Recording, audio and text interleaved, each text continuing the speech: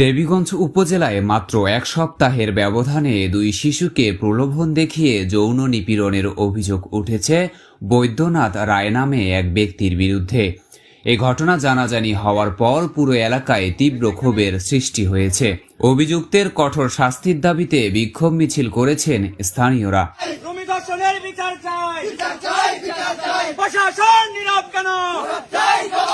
অভিযুক্ত বৈদ্যনাথ রায় পামুলী ইউনিয়নের ঢাঙ্গিরহাট বৈরাগীপাড়া এলাকার রামচরণ রায়ের ছেলে। এই মেয়েটা ধর্ষণ হওয়ার আগে আরেকটা ছোট মেয়ে আছে, তার সাথে ওই একই ঘটনা করছে। তো ওই মেয়েটার যে ঘটনাটা শুনলাম যে ওকে নটকনের লোভ দেখিয়ে ওর রুমে নিয়ে গেছিল, আর বিশেষ করে ওর বাসায় ওনার ওয়াইফ থাকে না, ওনার ওয়াইফ বাইরে কাজ করে। উনি ওই বাচ্চাটাকে নটকনের লোভ দেখিয়ে ঘরে নিয়ে গেছিল। পরবর্তীতে ওই বাচ্চাটা পাড়াহুড়া করে ওখান থেকে ছুটে চলে আসে। মেয়েটা বলে নোট করে আসায় ডাক দিছে, বলে নোট করে খাবো আয়। মেয়েটা আবার কাকু কাকু করে ডাকে। পরে তখন গেছে মেয়েটা করছে কি টানে নিয়ে ঘর নিয়ে গেছে। ঘর নিয়ে এই অবস্থা করে এখানে লেফটিনও ঢুকাই দিয়েছি। ঘটনার পর সে আত্মগোপন করলেও পুলিশ ও ডিবি পুলিশের যৌথ অভিযানে শুক্রবার গভীর রাতের দিকে বোদা এলাকায় বোনের বাড়িতে যাওয়ার পথে তাকে গ্রেপ্তার করা হয়। পারিবারিক ও এলাকাবাসী সূত্রে জানা গেছে, গত এক সপ্তাহে বৈদ্যনাথ রায় প্রতিবেশী এক হিন্দু ও এক মুসলিম শিশুকে পৃথকভাবে লটকনের প্রলোভন দেখিয়ে নিজ বাড়িতে নিয়ে যৌন নিপীড়ন করেন।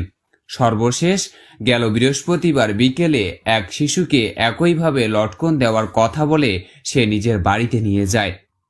ভুক্তভোগী শিশুটির মা জানান, দীর্ঘ সময় মেয়েকে না পেয়ে খোঁজাখুঁজির এক পর্যায়ে স্থানীয় শিশুরা জানায় বৈদ্যনাথ তাকে ঘরের দিকে নিয়ে গেছেন।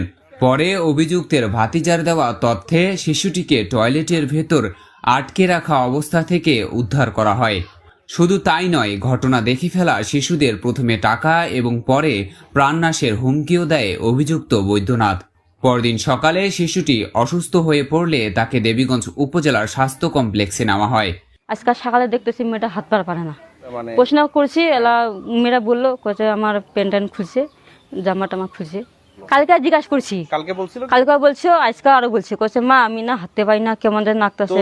জরুরি বিভাগের চিকিৎসক ডাক্তার তানিয়া জাহান সুকন্যা প্রাথমিক পরীক্ষায় যৌন নিপীড়নের আলামত পান।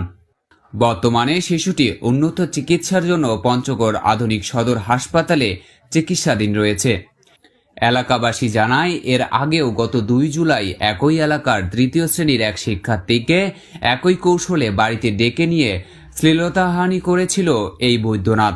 সর্বশেষ এই ঘটনায় ভুক্তভোগী শিশুর বাবা শুক্রবার দেবীগঞ্জ থানায় মামলা দায়ের করেন।